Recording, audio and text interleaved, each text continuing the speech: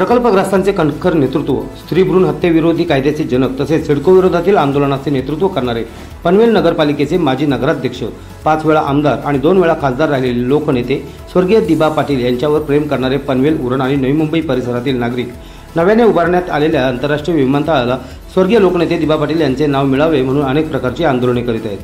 पर्यायाने नवी मुंबई आंतरराष्ट्रीय विमानतळाला लोकनेते दिबा पाटील यांचेच नाव मिळणार असल्याचे नुकतेच राज्याचे मुख्यमंत्री देवेंद्र फडणवीस यांनी जाहीर केले असून येत्या 3 महिन्यात विमानतळाच्या नावाबाबत कायदेशीर प्रक्रिया राबवली जाणार असल्याचे आश्वासन देण्यात आले। तसेच येत्या 8 तारखेला विमानतळाच्या पहिल्या टप्प्याचे उद्घाटन देशाचे पंतप्रधान नरेंद्र मोदी यांच्या हस्ते पार पडणार असेल तर विमानतळाला लोकनेते दिबांचे नाव देखील याच उद्घाटन सोहळ्यात मोदींनी केले पाहिजे आणि त्यानंतर 3 महिने सोडा पण 3 वर्षे कागदपत्रांचे काम अशी इशारावजा मागणी उद्योजक विजय शांताई नामदेव शिरडोणकर यांनी प्रसिद्धी माध्यमांशी बोलताना केली।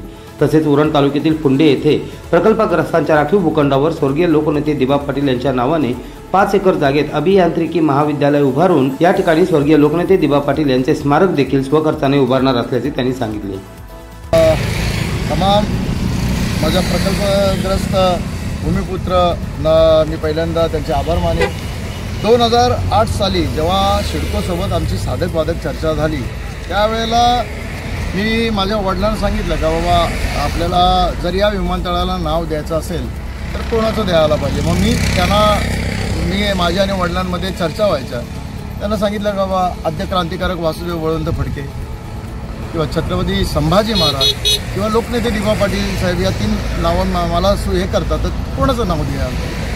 माझ्या बाबांनी सांगितलं त्यासोबत 2 नावं तुम्ही सांगितली, पहिली 2 खूप थोर महापुरुष आहेत हिंदुस्थानामध्ये, त्यांचं कुठेही नाव देता येईल एवढी मोठी माणसं आहेत ती।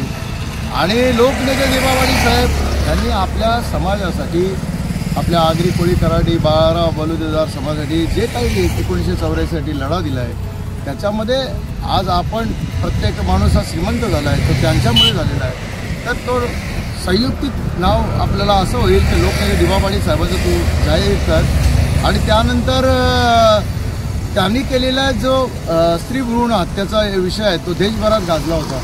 पूर्वी सोनोग्राफी करायचे, एखादी स्त्री गरोदर असली तर त्या सोनोग्राफीमध्ये जर मुलगी आढळली तर तिचा गर्भपात केला जायचा। आणि त्यानंतर जेव्हा ही भारतामध्ये स्त्री भ्रूण हत्या कायदा त्यांनी आणला दिबा पाटील साहेबांनी, आज तुम्हाला ज्या लक्ष्मीसारख्या मुली दिसतात त्या दिसल्या नसता कदाचित त्यांची संख्या कमी झाली असती। अशा थोर माणसाचं नाव या विमानतळाला द्यावं त्याच्यामागे भूमिका आमची अशी होती। मी सिडकोला त्यावेळेला सांगितलं त्या देशाच्या विकासासाठी, उन्नतीसाठी जर आमची घरदारं आम्हाला सोडावी लागत असतील तर आमची मागणी आहे की बाबा आमचं जे पुनर्वसन आहे ते सुयोग्य आणि सन्मानजनक, त्याचबरोबर आमच्या संस्कृतीला धरून असलं पाहिजे। त्याची सिडकोशी आमची चर्चा झाली पाहिजे, त्यानंतरच तो प्लॅन बनवा। त्याच्यानंतर प्रामुख्याने आमची मागणी असेल की येणाऱ्या विमानतळाला नाव लोकनेते दिबा पाटील साहेब यांचा असेल, आंतरराष्ट्रीय विमानतळ, तर आणि तरच आम्ही आमची घरेदारे सोडू। आणि देवाच्या याच्याने आमच्या तोंडून तो शब्द निघाला आणि आज साऱ्या हिंदुस्थानात नव्हे तर तो जगभरात विश्वास गाजणार आहे। आंतरराष्ट्रीय लोकनेते दिबा पाटील आंतरराष्ट्रीय विमानतळ नवी मुंबई शिवभूमी रायगड असा 8 तारखेला मोदीजी येणार आहेत। त्यांनी ह्या विमानतळाची घोषणा सुरू करण्याची करताना त्यांनी आमची सातत्याने मागणी आहे की त्याच दिवशी त्यांनी सांगावं की या विमानतळाचं नाव आहे लोकनेते दिबा पाटील आंतरराष्ट्रीय विमानतळ। त्याचं कारण असं आहे की गोव्याचा जो आंतरराष्ट्रीय विमानतळ झाला, मोपा विमानतळ, मनोहर पर्रिकरांचा खूप जबरदस्त माणूस, ते मुख्यमंत्री होते, संरक्षण मंत्री होते आणि त्यांचं नाव दिल्यानंतर मला खूप आनंद झाला। पण ते नाव कधी दिलं? 11 डिसेंबर 2022ला माननीय या देशाचे पंतप्रधान मोदीजी यांनी ते नाव घोषित केलं। पण प्रत्यक्ष विमान त्या दिवशी उडालं का? नाही, प्रत्यक्ष विमान उडलं ते 5 जानेवारी 2023ला, म्हणजे साधारण 20-25 दिवसानंतर। माझी तीच मागणी आहे, भूमिका माझी अशी आहे तर मागच्या वेळेला 17 सप्टेंबर किंवा 20 सप्टेंबर किंवा 30 सप्टेंबरला मोदीजी येणार होतं असं चाललं होतं। त्यांचा वाढदिवस होता 17 सप्टेंबरला 75वा, पण ते काय आलं नाही। आता ते 30 सप्टेंबर सगळ्यांना माहिती होतं, पण 8 ऑक्टोबर येतात। तर प्रकल्पग्रस्त भूमिपुत्र आणि जनतेच्या वतीने मी त्यांना सांगू इच्छितो की तुम्ही इथे 8 ऑक्टोबर आल्यानंतर विमानतळ सुरू केल्यानंतर त्याचं नाव देखील तुम्ही घोषित करा. या विमानतळाचं नाव असेल लोकनेते दिबा पाटील आंतरराष्ट्रीय विमानतळ. त्याचबरोबर माझी अजून एक विनंती आहे की प्रत्यक्ष जर विमानाचं उड्डाण जमवा असते ते करा 13 जानेवारी 2026ला, कारण त्या दिवशी लोकनेते दिबा पाटील साहेबांची जन्मशताब्दी आहे, 100वी जयंती आहे.